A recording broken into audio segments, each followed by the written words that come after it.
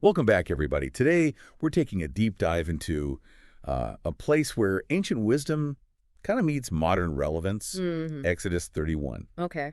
And, don't worry, even if you're not into the Bible, this chapter is surprisingly insightful, especially, I think, now with our always-on culture. Right. We're talking craftsmanship, purpose, even that elusive work-life balance. Yeah.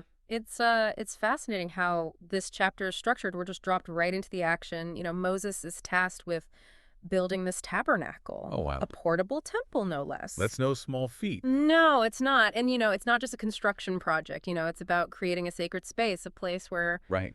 people can connect with the divine. And to pull this off, Yeah.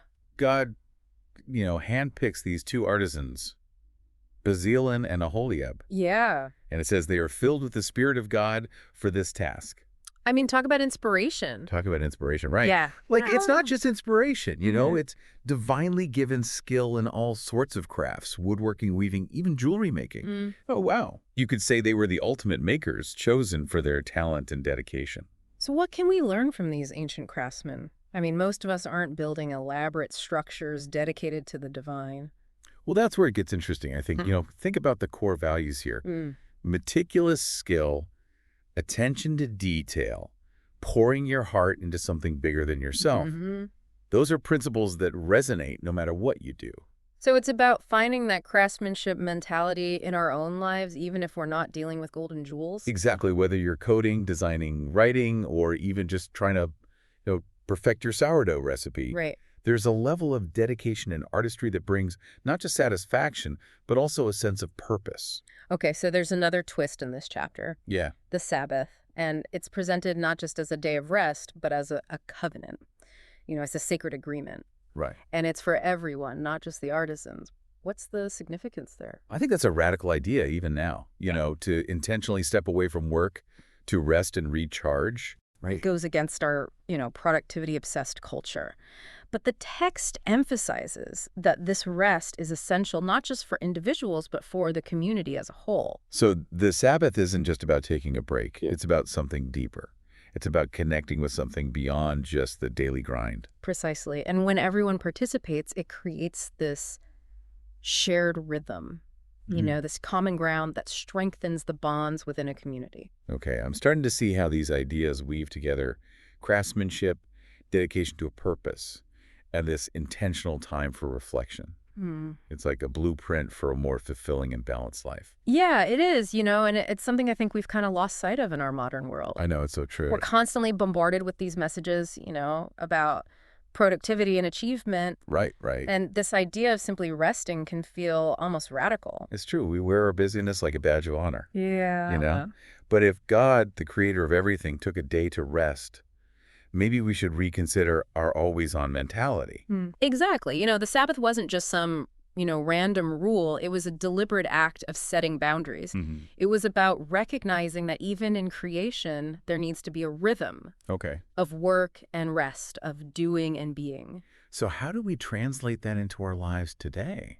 I mean, most of us can't just take a full day off every week. Right. Well, it's not necessarily about the literal day. Okay. It's about the principle. Gotcha. It's about carving out time for intentional rest and renewal, whatever that looks like for you. Yeah. It could be an hour of reading a walk in nature, even just sitting in silence for a few minutes. It's like hitting the reset button on our week. Exactly. A chance to kind of reconnect with ourselves and what truly matters. Precisely. And in that space of rest, we might find that we're actually more creative, more productive, more connected to the world around us. It's interesting. So we've got these amazing artisans dedicated to their craft and creating something beautiful for a greater purpose. And then we have this concept of the Sabbath, this intentional time for rest and reflection. And what's interesting is how those two ideas are kind of intertwined. Yeah. The artisans weren't just working tirelessly, they were working with intention, with skill, Yeah. and with a deep respect for the materials they were using. And that same level of intentionality, I think, can be applied to our own lives, even in the most, mundane tasks. So it's not just about what we do, but how we do it. Exactly. It's about bringing that same level of craftsmanship, of presence and purpose to everything we do. Whether it's writing a report, cooking a meal, or spending time with our loved ones. Yeah. We can choose to approach it with the same care and dedication that Bezalel and Aholiab brought to building the tabernacle. That's a powerful image. It's Mhm. like we're all artisans in a way, shaping the world around us with our actions and choices. Hmm. And just like the Sabbath allows us to rest and recharge, it also gives us the opportunity to step back and see the bigger picture, Yeah. to connect with something larger than ourselves. And in that connection, we might find that our work, no matter how small it may seem, takes on a new meaning and purpose. So it seems like Exodus 31 is offering us a lot more than just a historical account of building a tabernacle. It certainly is. Yeah, it really is amazing how this chapter packs so much wisdom into just a few verses. It's like a blueprint for a life well lived, even thousands of years later. And it's a blueprint that, I think we could all benefit from revisiting, especially in today's, fast-paced, technology-driven world. Right. I think we've really lost sight of the importance of slowing down, of being present, of taking pride in the things we create.